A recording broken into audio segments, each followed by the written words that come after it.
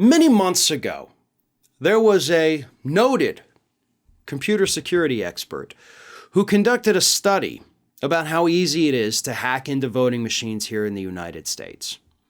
And a judge by the name of U.S. District Judge Amy Totenberg, put that report under seal. Basically meaning, okay, thank you for the report. We're going to put it away. We don't want anybody to see this yet. And the reason Totenberg put that report under seal is because it showed that, voting machines in the United States are exceptionally vulnerable to cyber attacks, which, by the way, is something that those of us who've been following this issue have been talking about for close to 20 years now. We've known that, and that's a problem that has not been addressed. But unfortunately, Mike Lindell and his legal team understand that this report exists.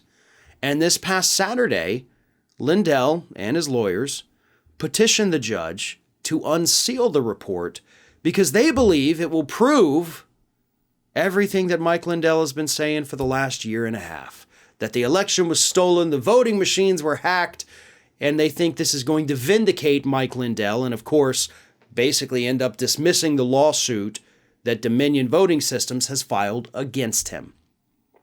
Now, there's a catch here, because we don't know everything in the report, but we do know with certainty that the report states that the voting machines were not hacked. They were not interfered with in the 2020 elections. So no, it does not prove anything that Mike Lindell wants to say or has been saying. But the judge understands that if this report does come out showing that, you can hack into them, then people like Lindell would use this to try to be like, see, we told you they were hackable, we told you it was happening, and here's the report that says it, except the report doesn't say that. Here's the thing. Lindell needs a new avenue, one, of course, to get that Dominion Voting Systems defamation suit dismissed. He thinks this report will do that, but two, to kind of bolster faith in what he has been saying for a year and a half now, because people are losing hope. Lindell recently had to come out and say that, oh, no, we've been infiltrated and, all these people that are saying I'm a fraud and all this, no, they're plants. They're not real people. But it's because people are getting sick of it. You've been promising them something for a year and a half. You say you've got all the evidence. You continue to refuse to release it. So people have lost faith in him, and he is starting to lose a lot of his hardcore followers. So he thinks this report might be a way to bring them back into the fold, and he's probably not wrong. After all, that's what the judge was afraid of, and there's good reason to be afraid of that. These people don't read beyond the headlines. Okay, they don't dive deep into the issues to find out what the hell that report is going to say. But again, those of us that have been talking about the problems with voting machines, again, for almost 20 years, we've been doing that over at Ring of Fire, talking about it with Brad Friedman, who's pretty much an expert on this issue. Ari Berman, same thing. We've known for years that these voting machines are vulnerable and that we do need paper ballots here in the United States. Now, we've been lucky.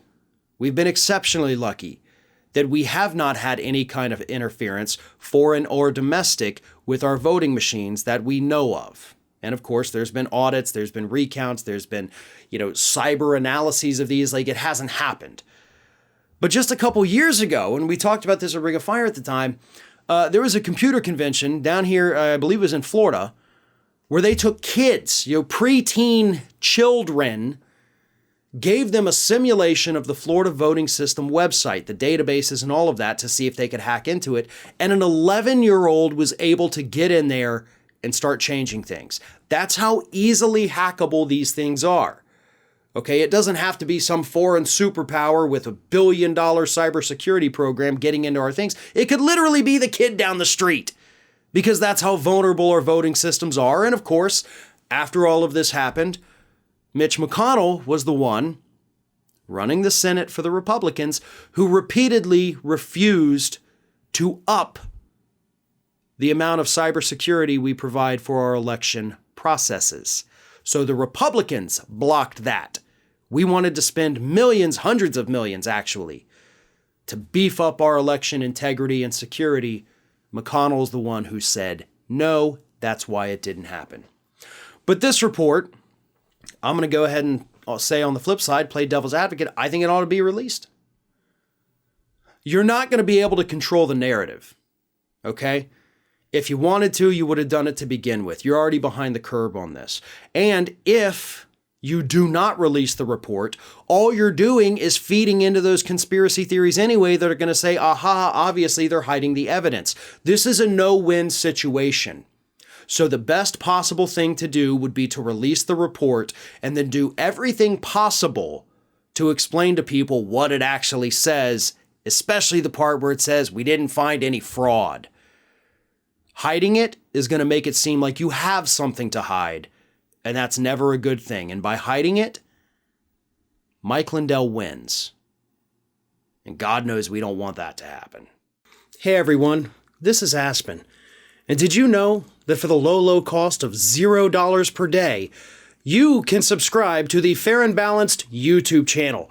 We also encourage you to like, comment, and share. But again, click that subscribe button and help Aspen not be so grumpy.